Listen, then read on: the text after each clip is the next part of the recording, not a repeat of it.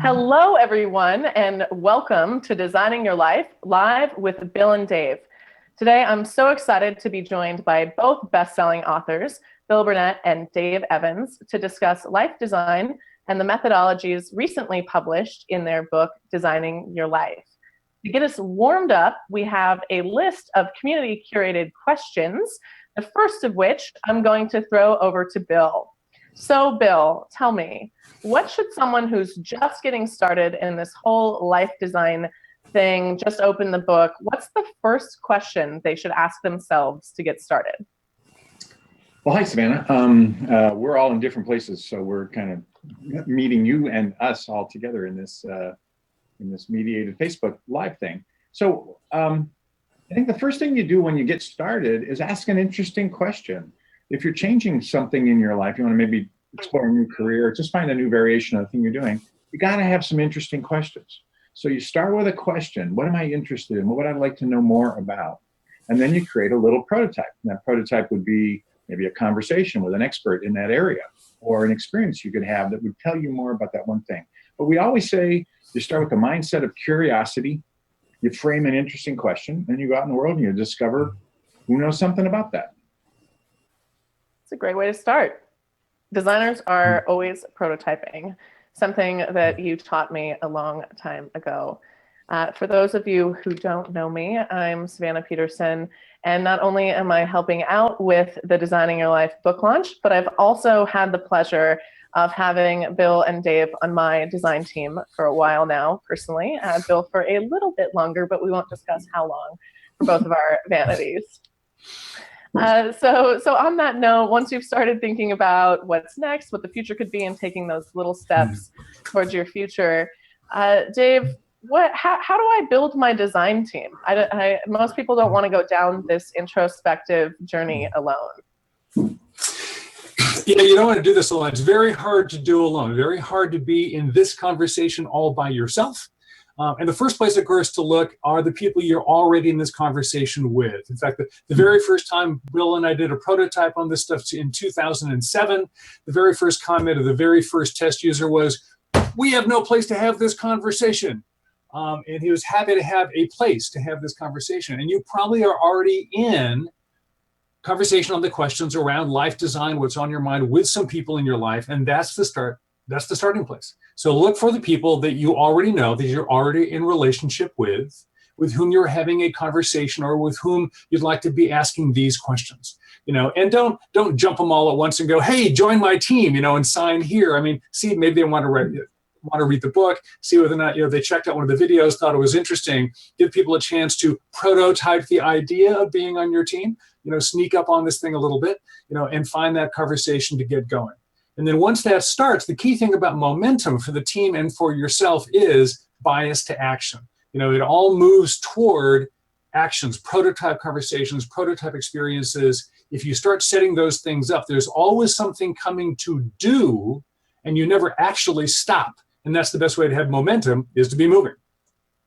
Yeah, absolutely.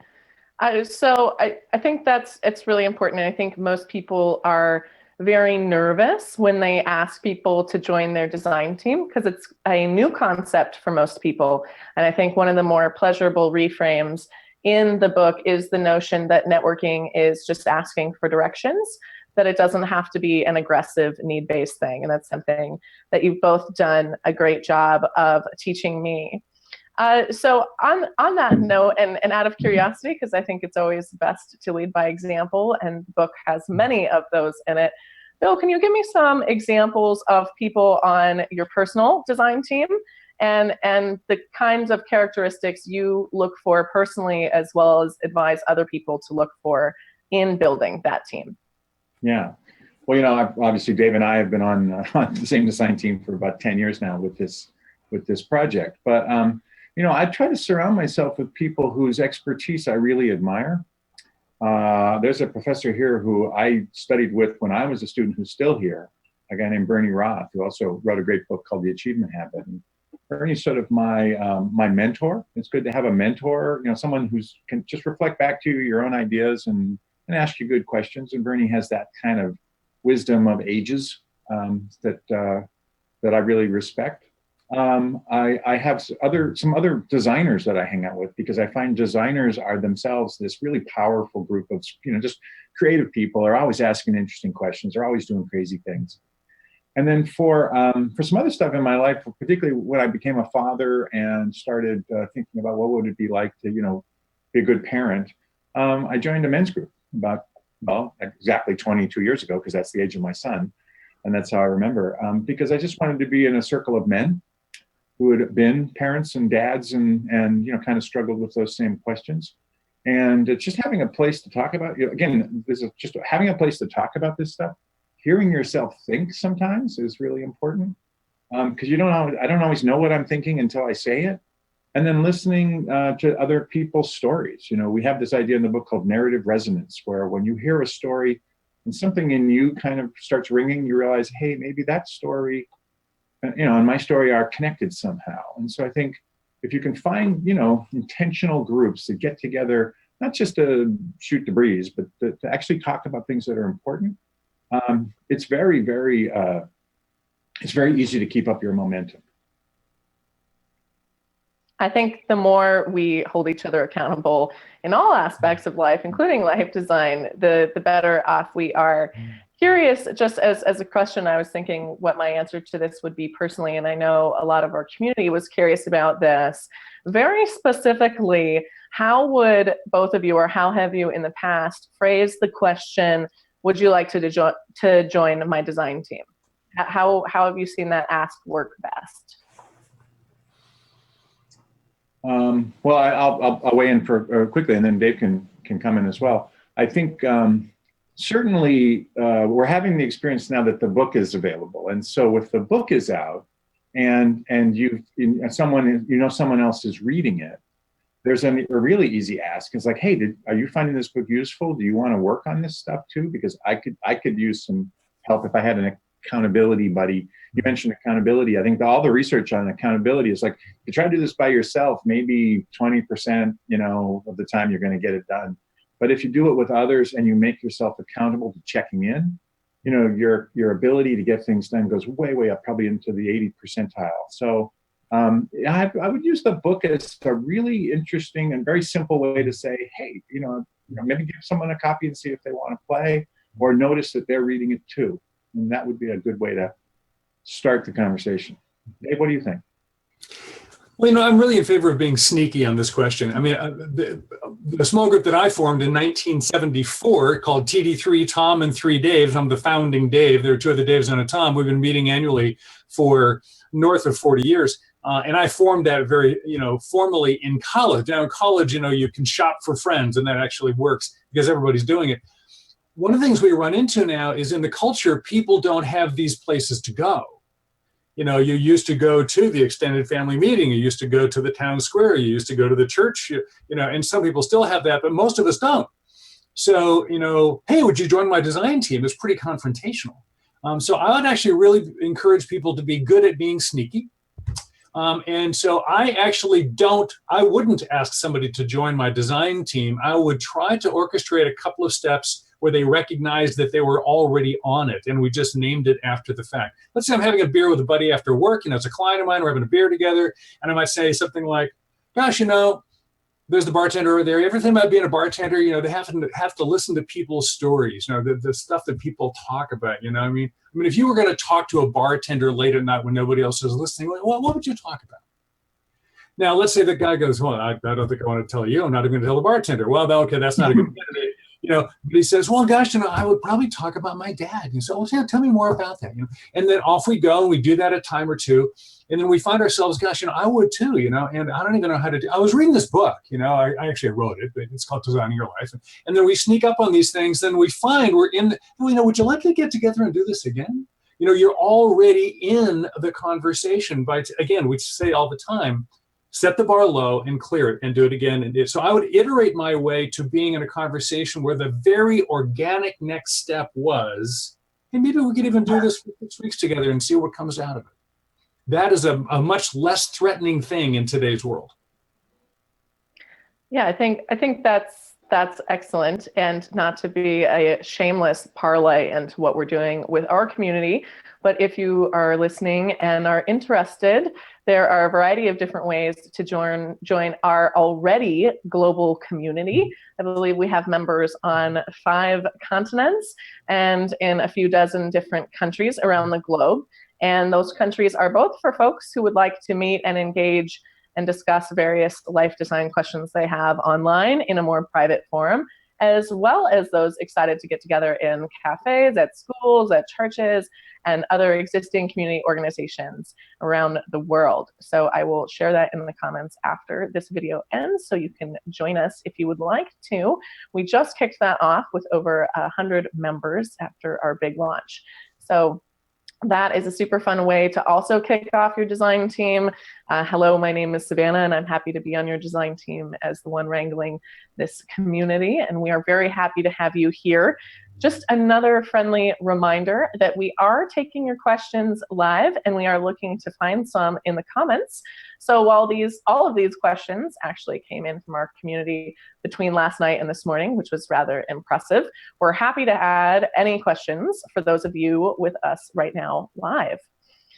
Next, and this is a particularly good question, because I think everyone in their right mind struggles with this every day, if not various junctures within their life, is the balance between joy and pleasure and being happy and doing things that make us feel good and the things that make us money. And I think this is a time-old question that many of us have asked in a lot of different forms, but I really appreciate, Dave, that you were brave enough when this came up in the Q&A to take the first stab at that. So how do you balance having fun and making money? Well, the first thing to do is to do a reframe. You know, we talk about dysfunctional beliefs and reframes in the book a lot. And I'd actually would claim almost half the time that the word balance is used in a modern cultural conversation, it's probably dysfunctionally used.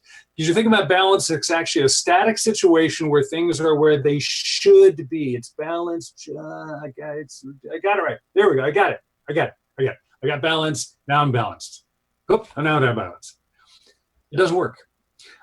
So finding some status quo, and there's a trade-off between, you know, just enough joy and just enough pain and just enough money and just enough worldwide contribution or compassion, you know, and they balance each other out. They work against each other. That's a false dichotomy.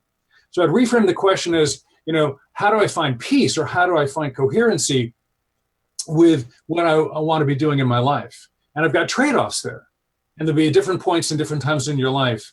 So the real question is, how do I answer the question whether or not the way I'm living right now is coherent with who I am in these difficult trade-offs between, you know, personal sacrifice and world contribution, what have you. Bill and I recently were on the phone with a guy in Colorado who walked away from a very successful corporate career with his wife, took a massive reduction in income and lifestyle, and is happy with that choice.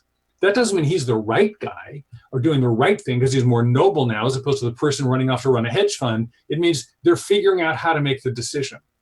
And the place in the book we could recommend people take a look for that is the early chapter on forming your compass, articulating what is my work view, what is work about, and what is my life view, what is life about. So who would I ask whether or not I'm doing the right thing? Well, at the end of the day, you got to ask the person looking back at you from the bathroom mirror at 3 a.m. And what does she have to say? So if she's already written down what her life view and work view are, you've got a starting place for the conversation with yourself or with your design team. About how am I thinking through my trade-offs? Because balance implies there's no stress. There is no stress. There's just an acceptable stress that is fitting with your values and the way you want to live. Yes, I think that is both profound and also something that is really challenging. I think you touched on a concept that a lot of people face early in their reading, and it's one of the first things that helps them view their personal and professional spaces in uniquely different lights. And I'm hoping, Bill, perhaps you can elaborate a bit on the difference between work view and life view, and how the listeners here can start thinking about that as they start their journey. Sure. we talk about these two ideas, work view and life view. And again, it's not that there's going to be a perfect balance. This idea of work-life balance, we don't like that. We like life. It's just life, and you make it all work, right? But a work view is something that's just a word we made up, I think, and it's about sitting down and really deciding, why do I work?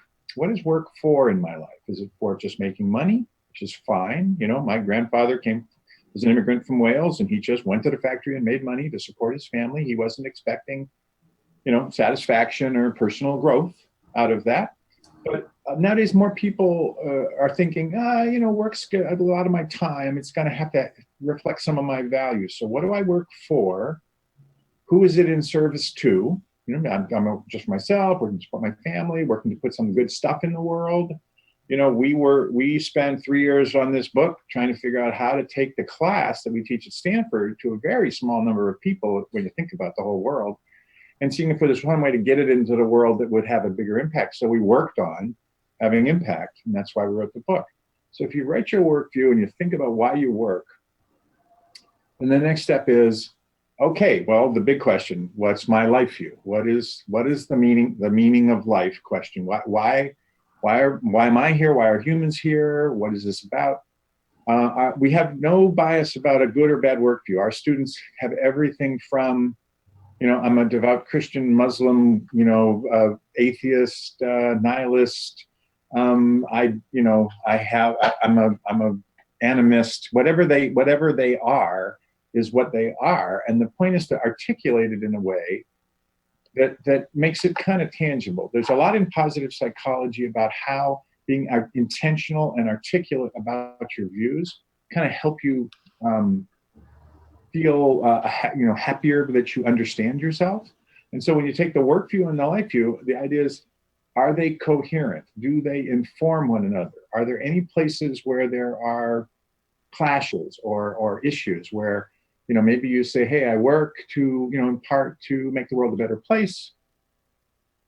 But actually what I do with work every day has nothing to do with that. That's just part of, it's kind of an aspirational thing. So when you discover little discontinuities or places where they are in harmony, you get a better sense of how coherent, how of one story your life really is. And there's a lot of evidence in positive psychology that when you can connect what you do to who you are and what you believe, you develop a sense of meaning for your life. And what everybody's actually looking for isn't just happiness. It's a sense that my life is meaningful, that it counts for something. That's what makes people happy in the long run.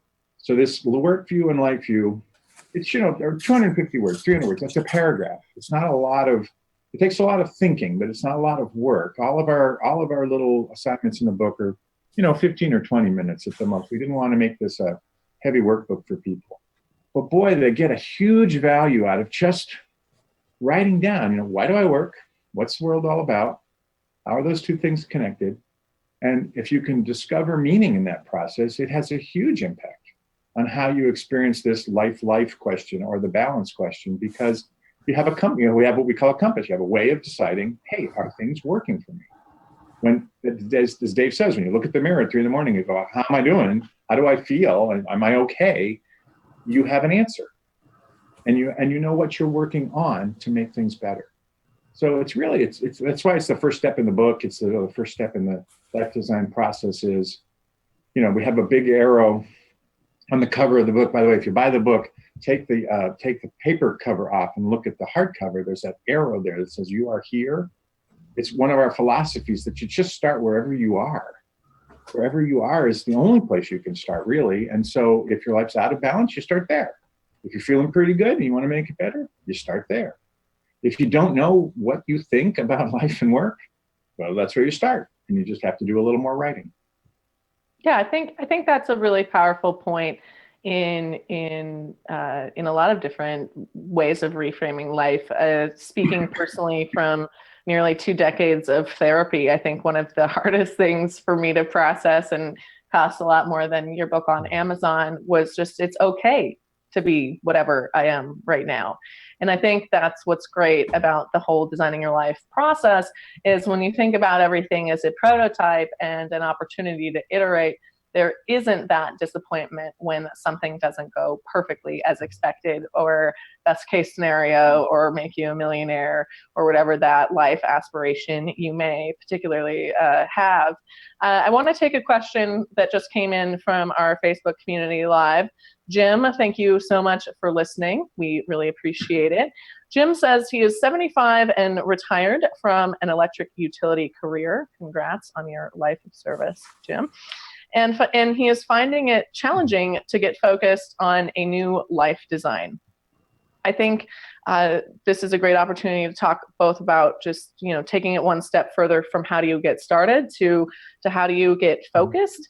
And really, and a big concept in the book that's very important is how do you get over the fear of choosing? And Bill, I'm going to stick with you, and then we'll shift it into a different tone with Dave on the back end of this question. Yeah, well, I mean, Jim, thanks again for the question. It's an interesting question. We get the question often because we teach at Stanford, and we're teaching college students. Hey, is this only for college students that are just launching, or could this work for me? I'm 75, I'm retired. And we have worked with people, AARP and folks in something called the World's President Organization, and some other folks that are in the retirement sort of span of their lives. So we're pretty sure that it would be useful to you as well.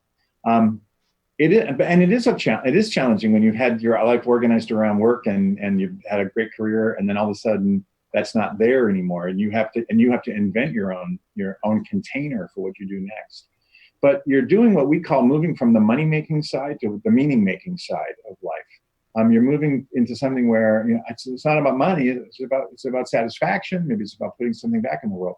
And people, your age have so much experience to offer the world, and so much, that you've done that others haven't. And so I think it still starts with, what am I curious about? Do I want to work in community organizations? Do I want to work with young kids and help them understand what I understand? Do I want to start a new hobby? I remember Grandma Moses was a famous painter, didn't start painting until she was 80. And she's got stuff hanging in museums all over the world. So if there's one thing that you've kind of put off until, hey, I'm going to put this off because this isn't something I can make a living with, that might be a good place to start. But we've never met anyone, and we've worked with people, your age and above, who doesn't have some curiosity about what the rest of their life might hold, and isn't kind of excited that might be something brand new that they've never done. And so if we could just, if we were working together, we'd just be looking for that one or two things where you could go out and have an information interview, coffee with somebody. You ever wanted to write a book? You ever wanted to paint a painting? Do you ever want to find out, what bird watching is all about? Whatever those things are, we can find an expert in your community who could take you into that world and give you a little experience of it. Dave, you have some other ideas? Yeah, let me jump in. I mean, I'm in this conversation. I'm 63, almost 64. I have 4 grandchildren. I'm old enough to think I should have retired by now. I'm on my 5th career now. And recently I've been in conversation with a couple of people who are actually formally going into traditional retirement, obviously not quitting the world, but they're not making money anymore the way they used to. They might do something that still generates income, but they have a lot of flexibility there. Two things to think about. One is for many people, particularly because Jim is saying, I'm really having trouble getting started. I don't know where to begin. So that tells me, I'm going to guess that Jim doesn't have a plan B, an alter ego that he's always doing that thing with food justice on the side, or he was always involved with, training dogs. There's not this other thing that Jim had ready to go that finally I get to do full time or more. He hasn't got one of those. A lot of people don't. And when you don't have one of those, where do I begin? There are 2 places you could think about. One is, do I begin with another one of my persona, or do I begin with another place? So persona or place. Another place would say, how do I take the person I've been? This person was in the utility industry.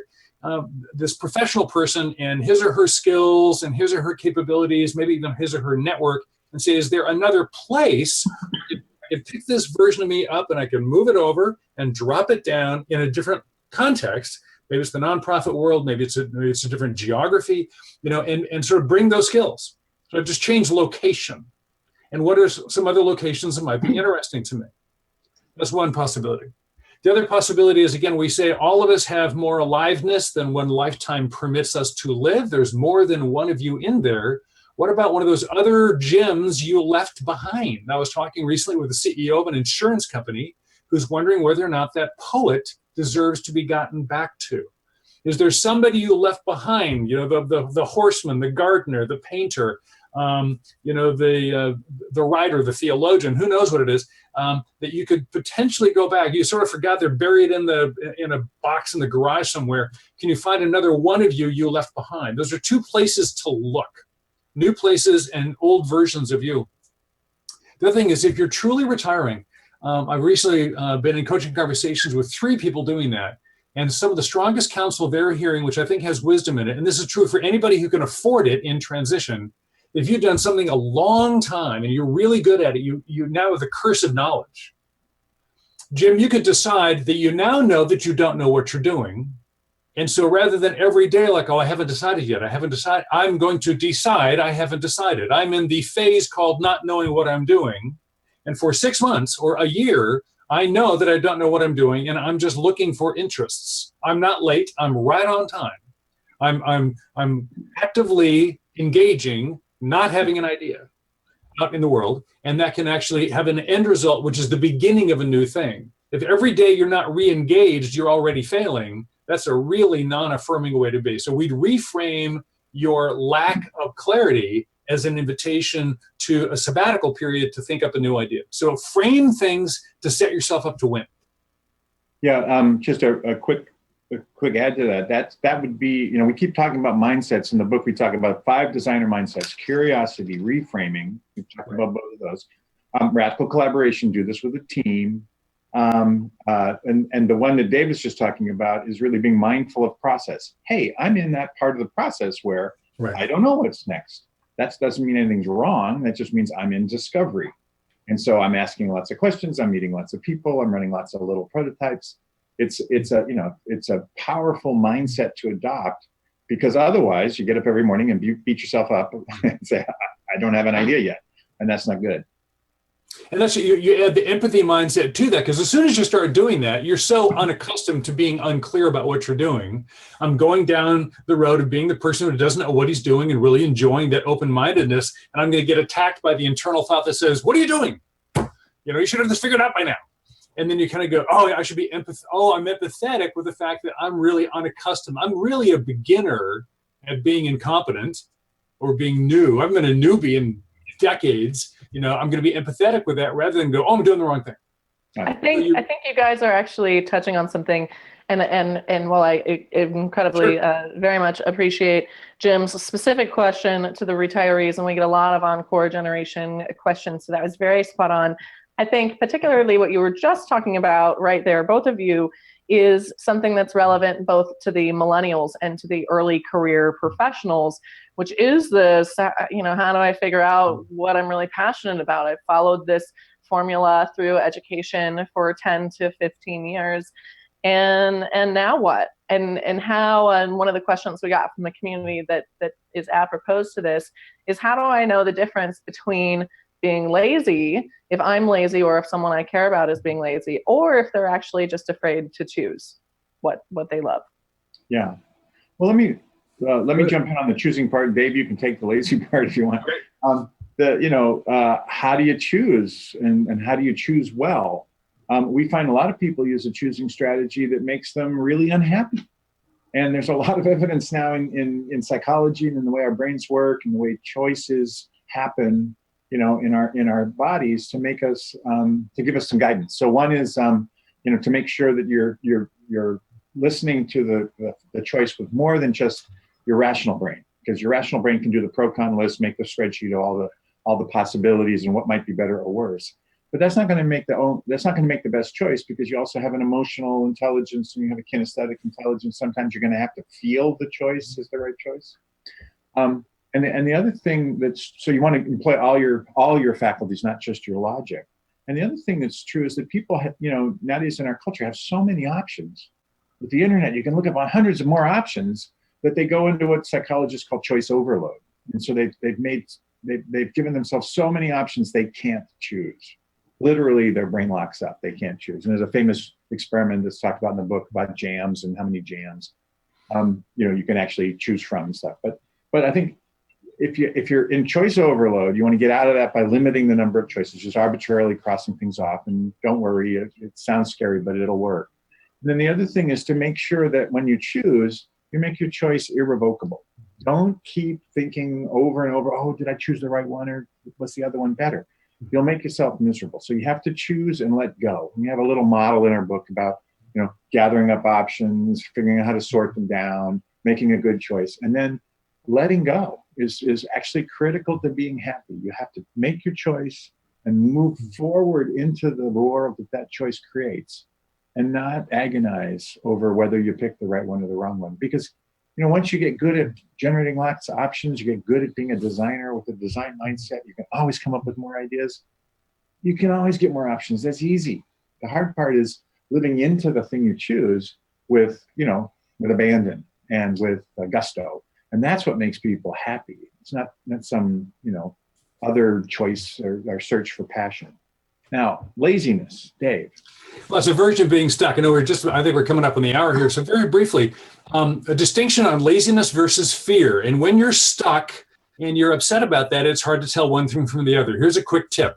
If it's about laziness, it's looking at the front end of the thing you're not doing. I got to get up. I got to get dressed. I got to call this guy, because lazy really doesn't want to do the work. It's about energy. And that immediately assaults you the second you begin. If it's really about fear, it's looking at the end. And after he answers the phone, what will he say? I'm going to get rejected. I'm not going to get the job. They won't like me. I'm never going to make enough money. Fear is about outcomes. So lazy is about the beginning and fear is about the end. But the good news is, from a design point of view, what do you do about them? It's the same thing. Lower the bar. So if I make the task smaller, think of one small step you can take. Take that task that seems too hard to do. It's too much work. We'll make it less work by shrinking it. And that thing that's really fearful is about this big outcome. You've got too much at stake. Find some way to begin where the outcome you want to fail faster to succeed sooner. That's failure immunity by prototyping rather than betting the farm on this one outcome. So in either case, shrink the task, speed up the process, make it smaller, and it will be both easier and less scary. So the same solution, either problem. That I think is awesome. Both of you just dropped some serious knowledge bombs there, especially I think with laziness as the beginning and fear is the bit after. I'm not sure I've actually personally heard you lay it out like that before. So thank you for bringing us to that. Just to finish up this dialogue surrounding choice and possibility and opportunity, we just got a nice question from our live audience. Thank you so much, Francis.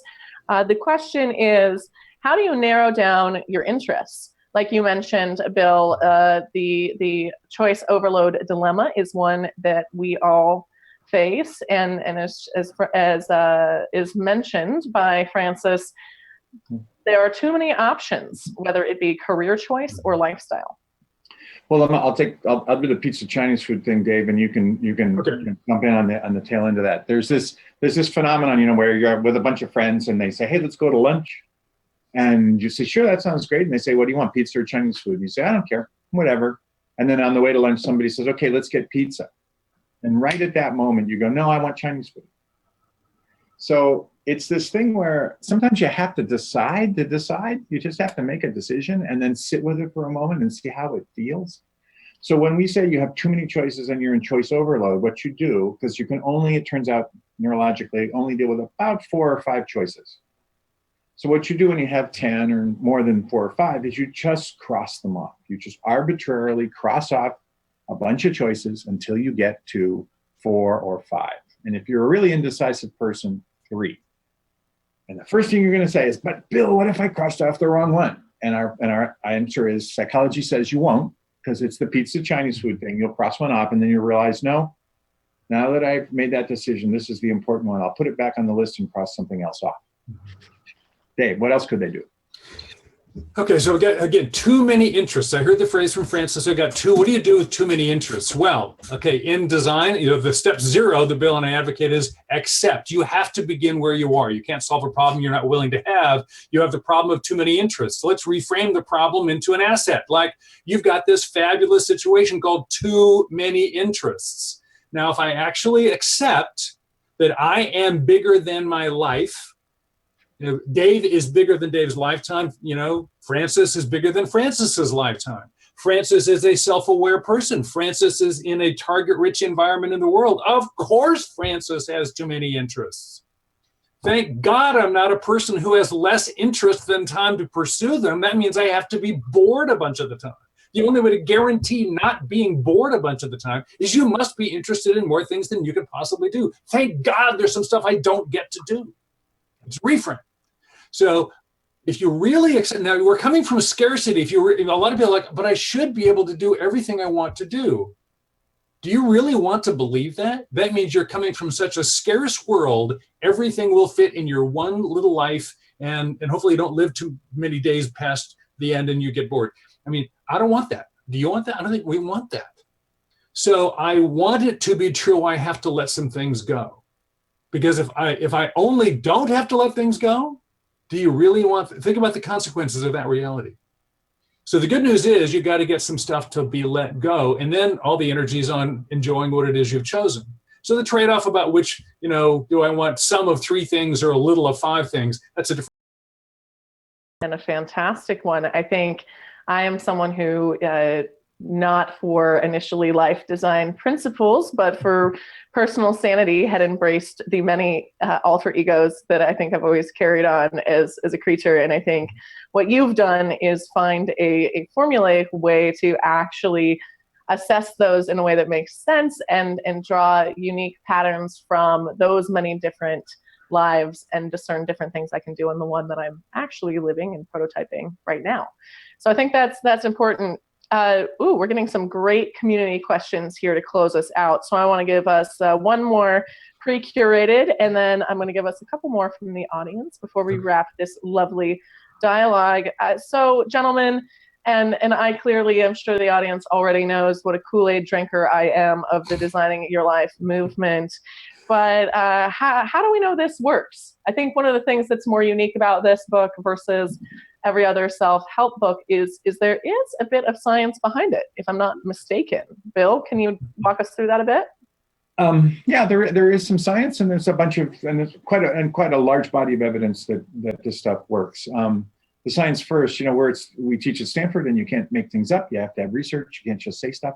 So our original research that we've done was 2 PhD studies that have been peer-reviewed and published.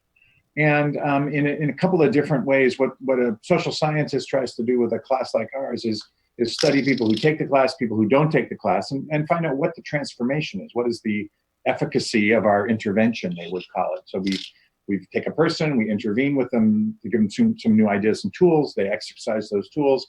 When they're done with the class, are they different? Are they better? Are they worse? And in the case of both studies, they've discovered statistically significant increases in things like self-efficacy, my ability to plan and execute on my life or work plan, an increase in ideation, the ability to have more ideas, which is great because we've made people a little more creative, and a decrease in these what we call dysfunctional beliefs, the beliefs that hold you back or get you stuck. And so that's one piece of evidence. And then on the large scale side, we've taught this class to probably over 2,000 students.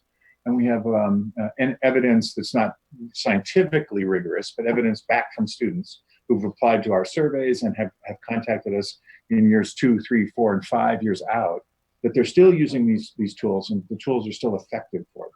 So it's been studied rigorously. It's got a 2,000 person population using the tools and reporting that they're effective.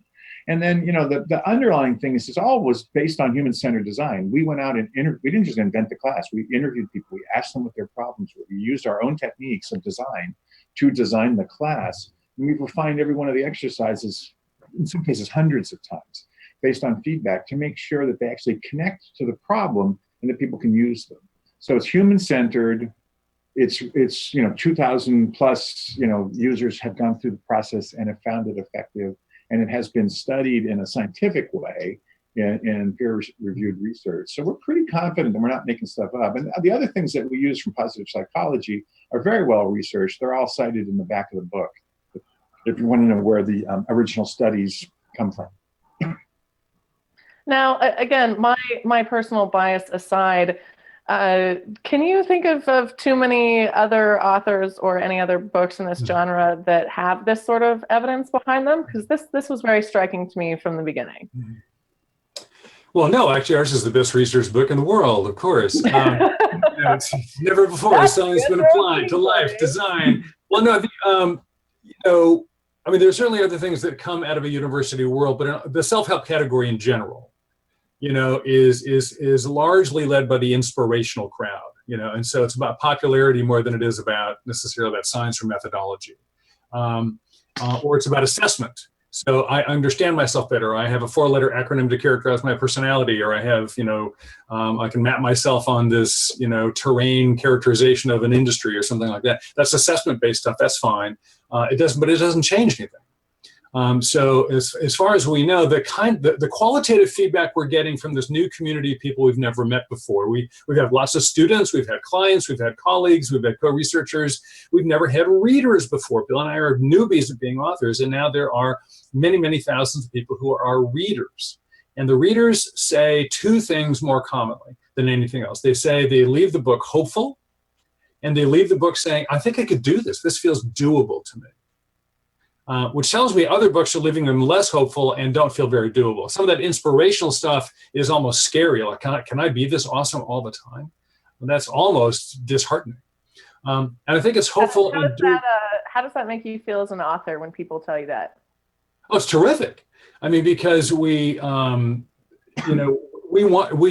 the book because we've been trying to find a way to answer the question, hey, can I take the class?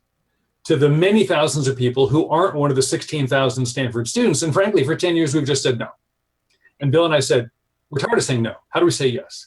And the book is a way of saying, yes, you can have our tools and ideas wherever you are, anytime, any place. And we're very careful with our students. On the first day of class, we say, look, let's be really clear what this is not. This is not a solution to your problem. This is not an epiphany, in a bag. This is not a passion that's going to, suddenly zoom out in your microwave and overtake your life. This is a set of tools and ideas that will take a little bit of work on your part to turn into reality. You have everything you need because you are who you are, where you are. You bring that plus some intention and just a couple of tools and ideas and preferably some folks to work on it with, and you're going to be able to make progress. That's all we promise people. It's really not a huge thing.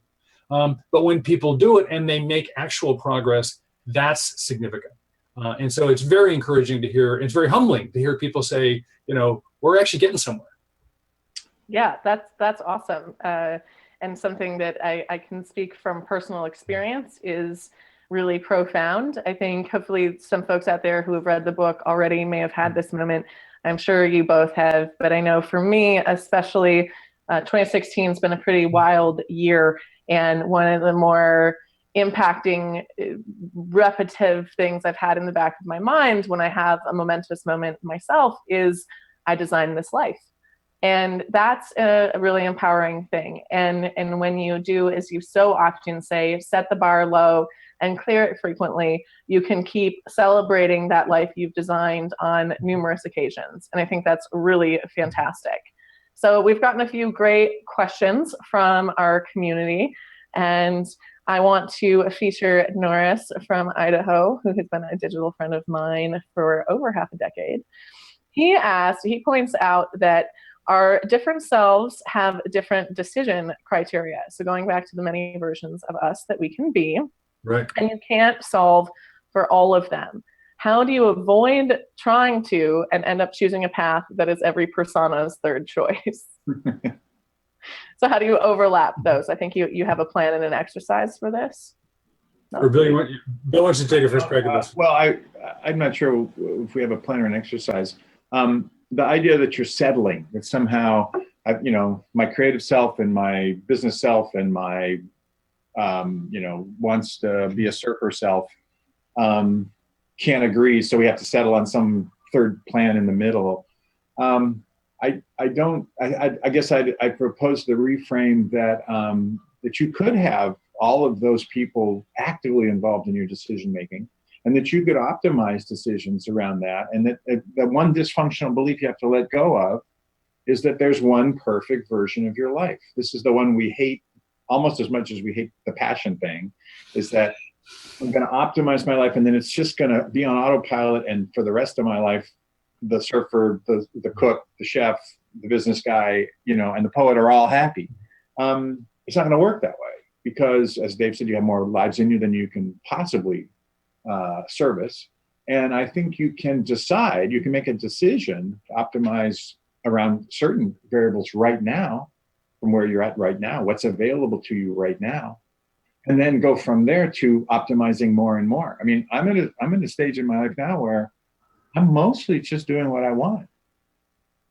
But it took me, 35 years of my career and doing a whole bunch of other things that were very interesting at the time that I wouldn't do again. We have a thing with our students, and they say, they're so excited that they're 22 and they're about to launch their lives. And we go, you know what? It's way better to be our age. Dave's over 60. I'm just approaching that mark, because we've done all those other things. And this is so much more fun to have all this time and energy. So I don't think it's about settling for the third choice, because there isn't a first choice. There's just what's available next, and then what's available after that. I think while we still have you here, Bill, I think that's a really important point. I mean, there is no right life. If we all just accepted that, there wouldn't be this trap that we live in of I am not living up to expectation, or I can't do that because Savannah doesn't do that, which is something I do often in the weird reframe of myself and my third person view of that. I said Savannah was a fixed thing and she'll never change, right? Let me interrupt for a minute there, because Savannah, I'm going to catch you. We don't say there is no right life. We say there are multiple right lives. Now, even if I'm going to pick on you, but when you say there's no right life, I would argue that's a matter of lexicon. But no. If I say there's no right life, I'm implying that right means there's no single right life. There's no best right life. Mm-hmm. Yes. And so there are different right lives that are very different. They're absolutely different criteria. Norris mentioned, different criteria come up. You bet they do. So when I lean into one set of choices, I'm leaning into values and criteria. And I'm emphasizing one thing over another, not because it's truer, but at this point in time in my life, that's the choice I'm going to make. So if there are truly multiple good choices, it's the good versus good that makes you crazy. Good versus bad is trivial. That's easy. We don't have a good versus bad problem. We have a good versus good problem. And if there truly are multiple right yous, then you will never have the experience of being able to, with great certainty and no doubt whatsoever, go, this is it. It's the ultimate it. We long for that. People talk that way. But if that ultimate it isn't actually available, it's competing with the really available better, or the one of many goods I could actually have. You got to let that exclusive it go.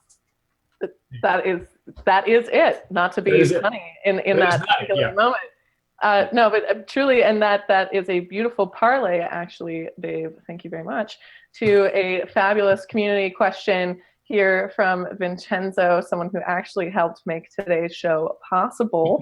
Thank you so much, Aftermark, Vincenzo, and Rob. I'm going to give you a shout out right now, because why not? And Vincenzo asks, when, as in like when you're thinking about if you found it, when you're looking for it, or maybe you're just moseying along in life, when do you step back, assess, and say, it's time to redesign? Or how do you know when you need to, how frequently do you in general, and maybe for each of you personally, do you go through the designing your life practices and evaluate where you're at? I'll comment briefly and I'll throw it to Bill. Well, when do you assess and when do you redesign? Those are two very different questions. And I think it makes sense to reassess, or to actually just continually have the practice of assessing how are things going. It's like reassess, oh, there's trouble, maybe I should fix a broken life. If I'm in the habit, mindfulness of process, of regularly starting to message to you, hey, something's there's something that's here that we want to get rid of, or there's something missing, there's something I long for that it wants to move into this life, maybe it's time to start contemplating a change. So you assess first, and then if you do assessment regularly, then you have a much better ability to distinguish when is your wisdom center within, or when is life around you calling you to a shift. If you only assess after it's troublesome, you can never really trust that. Yeah, just to build on that, we don't, we're not big on planning because to sort of steal a phrase from the military, no plan of life survives first contact with reality. So I like Dave's idea that you're going to assess now and then if you have a sort of a mindful process about how you think about things, that comes up. We propose that you do an Odyssey plan, which is 3 plans for your life, three ideations for your life. And I think that's useful to do every couple of years. We actually do it every year in the lab just because of the way the lab runs. That might be more than you need, but I find it useful every time I do it. Because I'm in a different place a year later or 2 years later, and then what I might want to do coming up and what the variations on that might be, they always change. And the more you do it, kind of the richer your plans get, the deeper your plans get. But you got to also remember that life's going to throw you some curveballs. You get the opportunity for the big promotion, but you got to move the kids in there in high school, or something bad happens. Someone in the family, is sick or something, and you need to take care of them. So, you have to acknowledge that life has got a lot of stuff in it, and you don't necessarily get to decide when it's time to reassess. Sure, when you're retiring, when you're graduating from college, there's points in time, graduating from college, graduating from high school. We've had some questions around, can you do this with high school students? Absolutely. It's a huge, impactful moment in their life to give them a little bit of direction. Graduating from college in your 30s and 40s, when your career is sort of maybe not where you want it to be, or just want to change when you retire. Those are all points when it's natural to reassess and realign yourself, redesign yourself. But stuff's going to happen, and you're going to have to respond. So, hopefully some of it's going to be good stuff. Like it's good is all good. When before I became a full-time academic I had an opportunity to stay running my consulting company, or go work for Microsoft and make a lot of money, or come to Stanford and make about half of what I was making. At that point in time, my spreadsheet said, you got to take the Microsoft job. You got kids to put through college. You need to make money. This is highly prestigious, blah, blah, blah, blah, blah. And my heart said, you'll kill yourself if you take that job.